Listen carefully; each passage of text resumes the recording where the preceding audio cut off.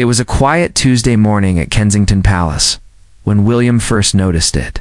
The kind of morning that felt still, almost too still, with gray clouds pressing low over the gardens and a cold wind brushing against the tall windows. The palace was never fully silent. There were always footsteps somewhere, doors closing softly, staff moving through corridors with careful, practiced steps. But on that morning, the East Wing felt different. Something was off. William could sense it without being able to name it.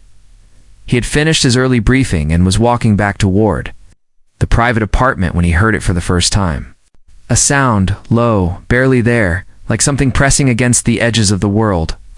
It was coming from behind the old wooden door at the end of the corridor, the one that led to a small room that had not been used in years. It was a storage room, more or less, filled with things that belonged to an earlier time. Picture frames that no longer had walls to hang on. Old trunks, a rocking chair that had once sat in a nursery. William stopped walking. He stood in the middle of the corridor and listened. The sound came again. He could not tell right away if it was a voice or something else. He took a few slow steps closer. His shoes made no sound on the stone floor. The palace staff were accustomed to his quietness. He had grown up learning how to move through spaces without disturbing them. When he reached the door, he put his hand against it. The old wood was cool beneath his palm. Whatever was on the other side was real. He could feel the faint vibration of it now, like a hum, like something alive and breathing. He pressed his ear gently against the door, and this time he heard clearly. It was a voice, small, soft, a child's voice. For a brief moment, William stood completely still. His first thought was that one of the children, George, Charlotte, or Louis, had wandered in there while playing. It would not have been unusual. Children found the strangest corners of large homes and made them their own. But something in the tone of the voice stopped him from just pushing the door open. There was a quality to it that he could not place. It did not sound like playing. It sounded like talking. Talking to someone or talking to something. In a private and careful way, he knocked gently. Twice. The voice stopped immediately. Then, after a pause, the door opened a few inches and two eyes looked up at him through the gap. It was Charlotte. She was still in her school clothes, her hair slightly loose from its mourning plait. She looked at her father with an expression that was somewhere between guilt and surprise. "Charlotte," William said, keeping his voice low and easy. "What are you doing in here?" She did not answer right away. She pushed the door open a little wider and looked back into the room as if checking something, and then looked up at him again. "I come here sometimes," she said. Just that. Nothing more. He did not push her. Instead, he crouched down so that he was level with her eyes and asked gently if he could come in. She considered it for a moment, that long, thoughtful pause that Charlotte had always had, even as a very small child, and then she stepped aside to let him through. The room was small and dusty and filled with afternoon shadows, even though it was still morning. A single lamp with a yellow shade sat on a low table in the corner and cast a warm, round circle of light. Charlotte had dragged a cushion from somewhere and placed it near the old rocking chair. In front of her, on the wooden floor, was a small open box. William's eyes went to it immediately, and then everything else in the room seemed to fade. He recognized the box. It was old, pale blue, with a small brass clasp. He had not seen it in a very long time. He thought it had been packed away so deeply that it was almost forgotten. But there it sat, open, on the floor of this quiet room, and inside it were things so familiar and so full of memory that something tightened. Immediately in his chest, Charlotte looked up at her father's face. She watched the way his expression changed. She was old enough now to read it, the still careful look that came over him when something reached him deeply. She didn't say anything. She just waited. William slowly lowered himself to sit on the floor beside her. He looked at the box. He looked at the things inside it. And for a long moment, he said absolutely nothing at all.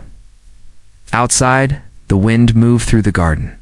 A bird called once from somewhere in the trees. Inside the small room, behind the closed door, a father and his daughter sat side by side in the yellow lamplight. And the world waited to understand what had just begun. The box was not large. It could have sat comfortably in two hands. But what it held was enormous, in the way that small things sometimes carry the full weight of years inside them without warning anyone about it. William reached forward and touched the edge of it. His fingers were steady, but just barely. Charlotte watched him closely. She had found the box 3 weeks earlier, tucked behind a trunk in the corner beneath an old cloth. She had not known what was inside when she first unclasped it. She had opened it the way children open things, with curiosity and no caution. And then she had sat very still for a long time after seeing what was there. She had not told anyone. Not George, not Louis, not any member of staff. She had closed the box, placed it back under the cloth, and then returned the next day, and the day after that.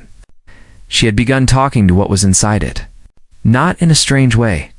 In the way that children talk to things when they are trying to understand feelings that are too big for them, and they have no other place to put those feelings safely. Inside the box were photographs. Old ones printed on proper paper, the kind that had weight and texture, not the flat, bright images that appeared on phone screens.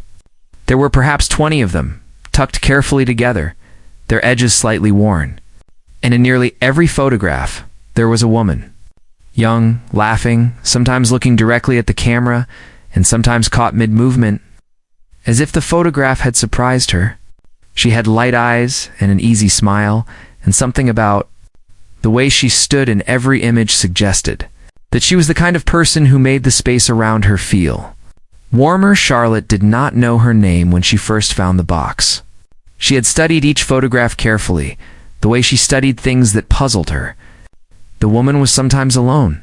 Sometimes she was with a man that Charlotte could not see clearly, cut off at the edge of the frame, or turned away, or blurred.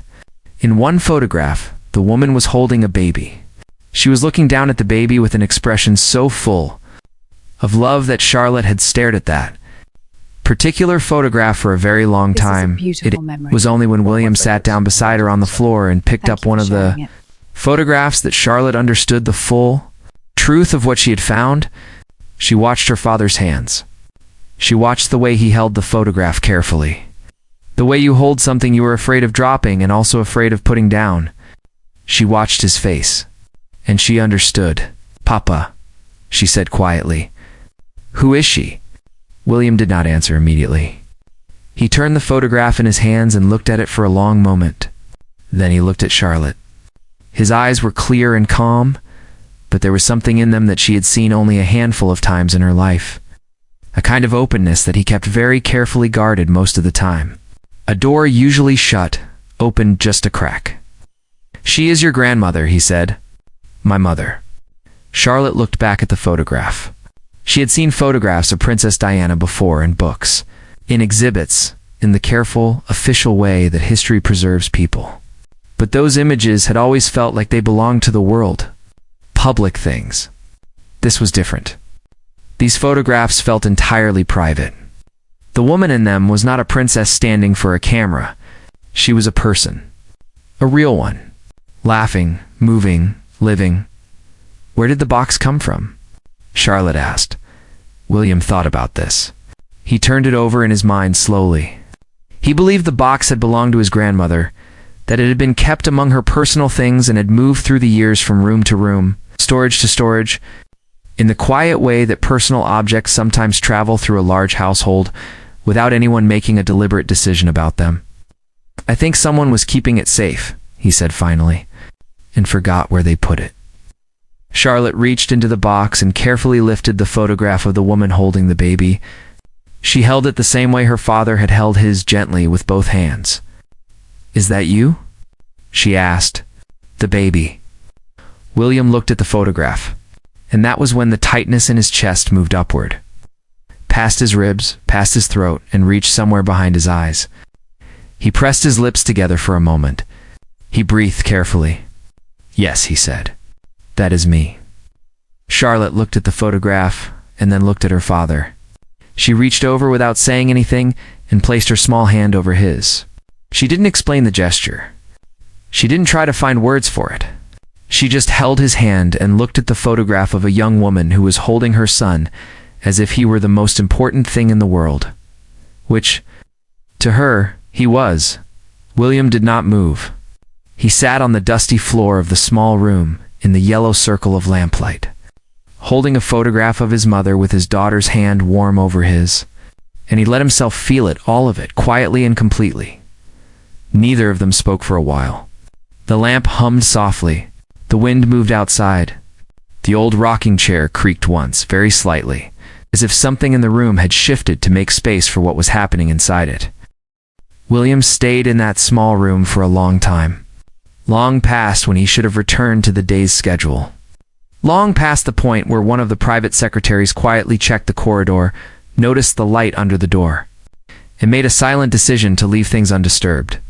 He and Charlotte went through the photographs slowly, one at a time. He told her things as they went.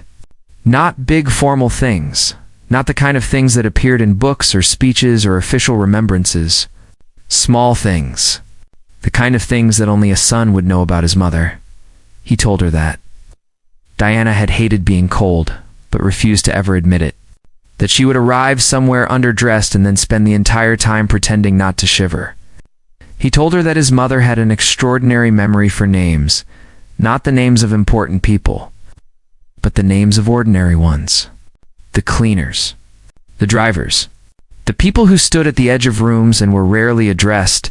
She remembered all of them. She asked after them by name. He told Charlotte that this had made a deep impression on him when he was young, though he had not fully understood why until he was much older. Charlotte listened with her legs crossed on the cushion, the box sitting open between them. She was not restless. She was not the kind of child who fidgeted during important moments. She had always had a stillness to her that struck people who spent time with her, quality of genuine attention that went beyond what most children her age were capable of.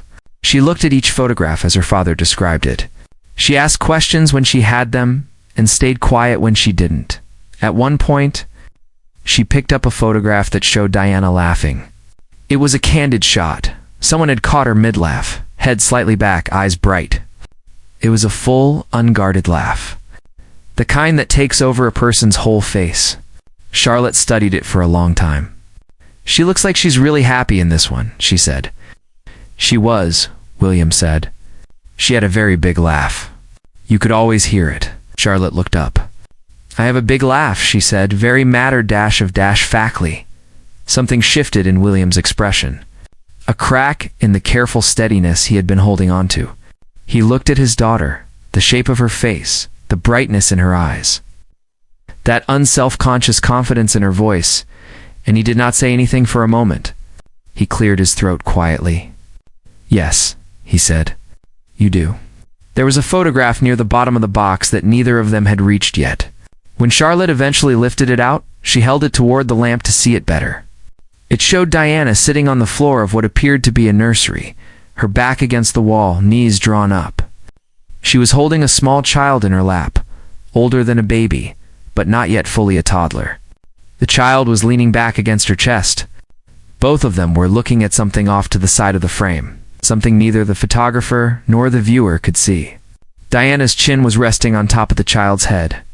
Her eyes were soft and distant in that particular way that parents look when they are watching their child without the child knowing.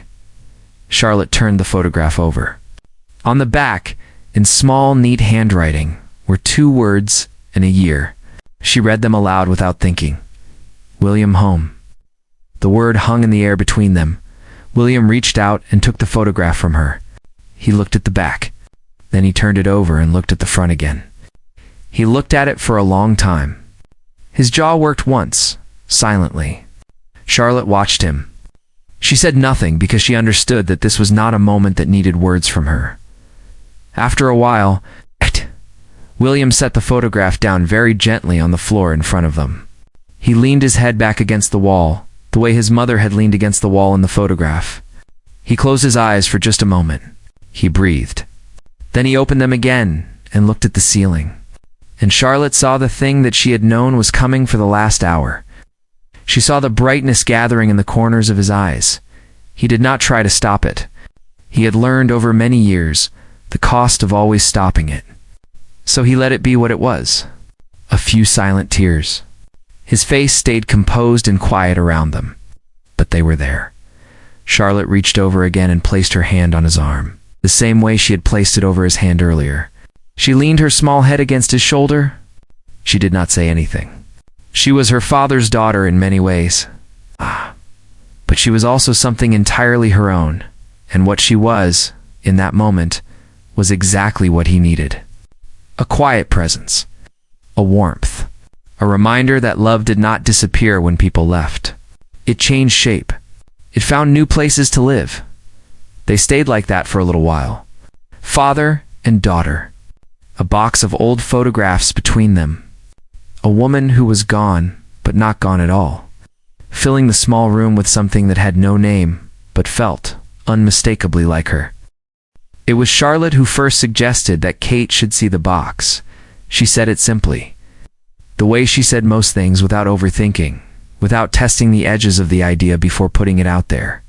She just said it, sitting in the yellow lamplight on her cushion, as if it were the most obvious and natural thing in the world.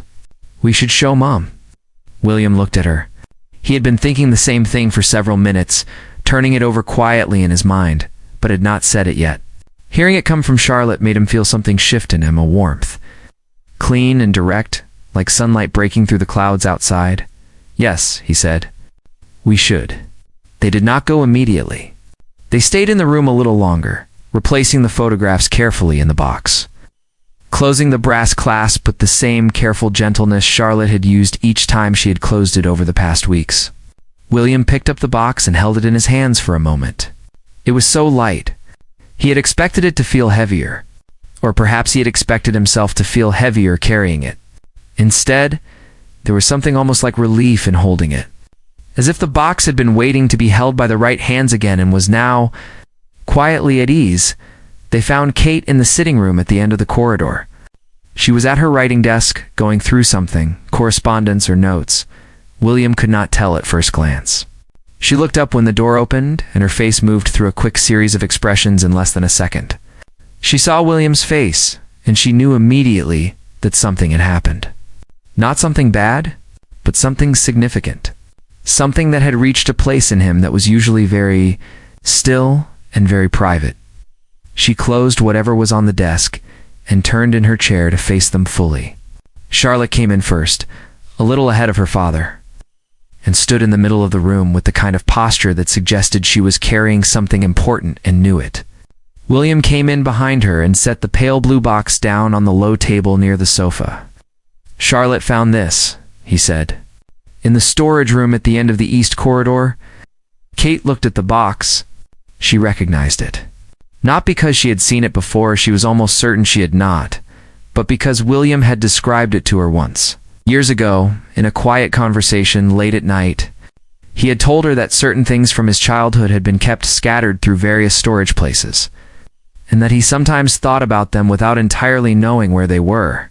The pale blue box had been one of those things he had mentioned once, and then not mentioned again. She got up from the desk and came to sit on the sofa. Charlotte sat beside her immediately, close, the way she did when she wanted to be present for something. Kate looked at William. He nodded slightly, a small permission. Kate reached out and unclasped the box. She went through the photographs the same way Charlotte had gone through them slowly. With complete attention, William sat across from them and watched his wife's face. He had always found Kate's face one of the most honest things in his life. She did not perform reactions. What moved across her face was what she actually felt. Watching it was always like reading something true. She was quiet for a long time as she looked at each photograph.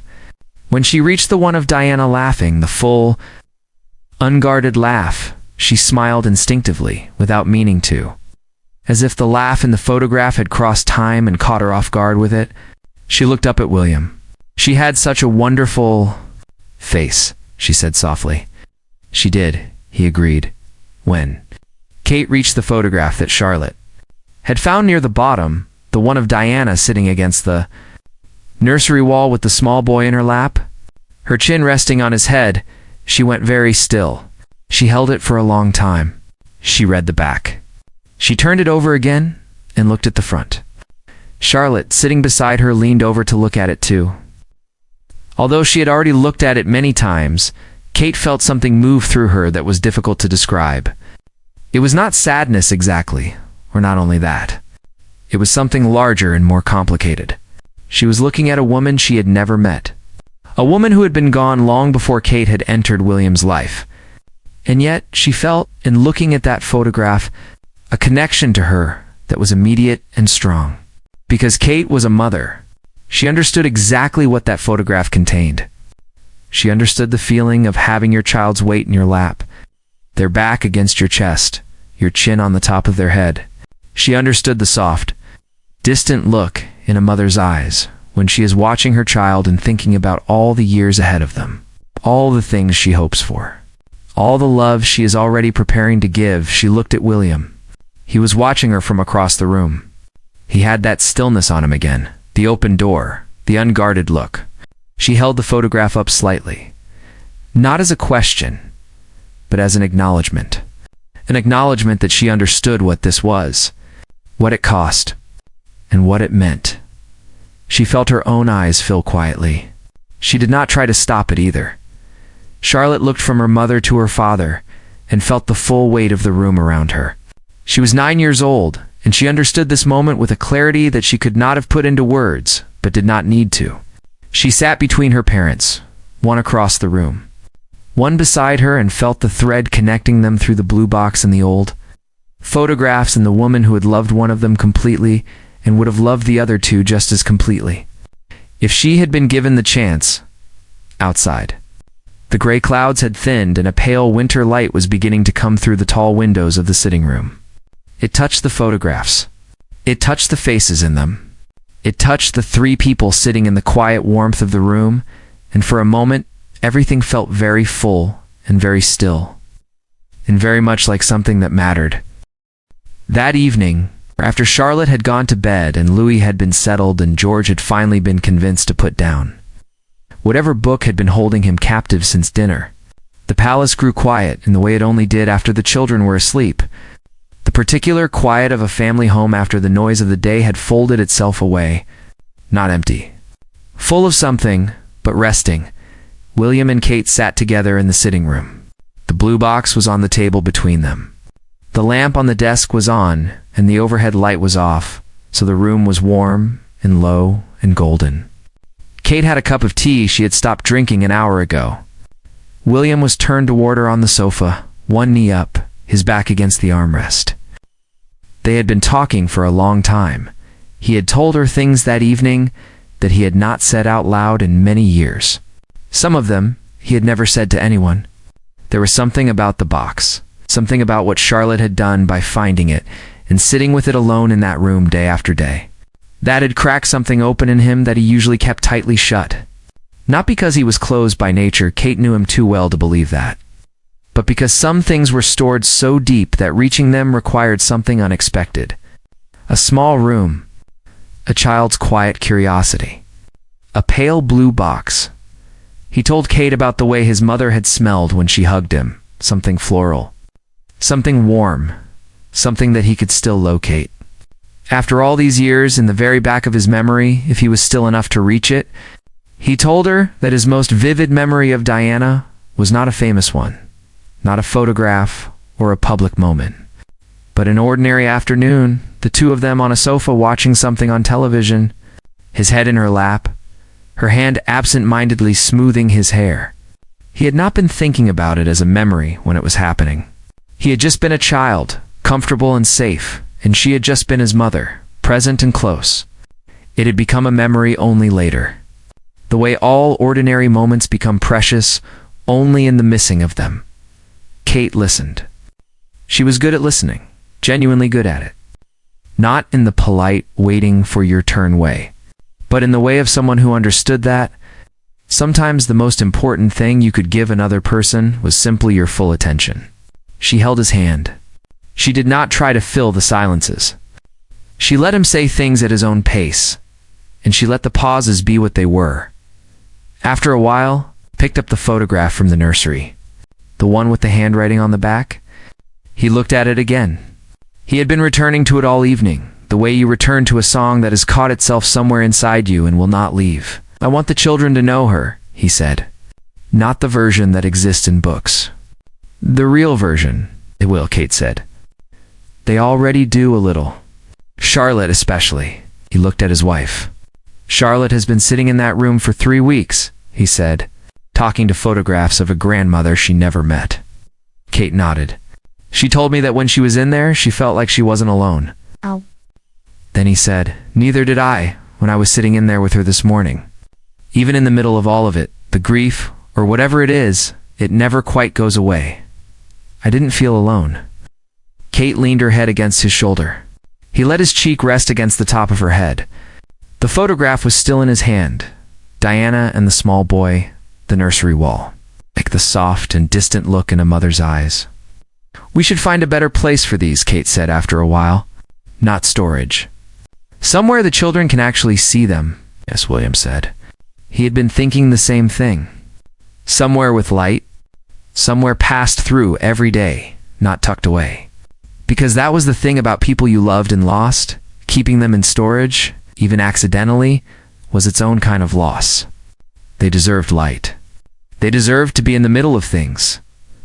Later, much later, William got up and walked quietly down the corridor. He stood for a moment outside the door of the small room where all of this had begun. The light was off now. The cushion was still on the floor. He did not go in. He just stood outside the door with his hand resting against the wood. The same way he had stood that morning, but everything was different now. Everything had shifted slightly, the way a room shifts after a window has been opened. He stood there for a moment, and then he went back to Kate. The next morning, Charlotte came downstairs early and found the blue box sitting on the kitchen table, open, with the photographs fanned out carefully in a half circle. Her father was sitting at the table with both hands wrapped around a coffee cup, looking at them. He looked up when she came in. He looked rested, she thought. Lighter somehow, in the way that people sometimes look after they have put down. Something they have been carrying for a long time without. Realizing it, she sat down beside him and looked at the photographs spread across the table in the morning light. Bright winter sunlight was coming through the kitchen windows now, full and clear, falling across the images of a young woman who had laughed easily and loved deeply, and left behind a love so large that it was still, all these years later, finding its way through doors and corridors and into the hands of people who needed it. Charlotte picked up the photograph of the laughing woman and held it in the light. She looked at it for a moment. Then she looked at her father. She smiled, that big, unguarded, full smile that took over her whole face. The one he had told her about yesterday. The one she had inherited without knowing it, from a woman she had never met and would spend the rest of her life, in quiet rooms and bright mornings, continuing to know. William looked at his daughter's smile. He looked at the photograph in her hand. He felt the thing in his chest. Not the tightness this time, but its opposite. Something warm and open and whole. "Good morning, Charlotte," he said softly. She leaned into his side. "Good morning, Papa." Outside, the winter sky was clear and pale blue. The same color, almost exactly, as a small brass-clasped box that had been waiting for a very long time to be found.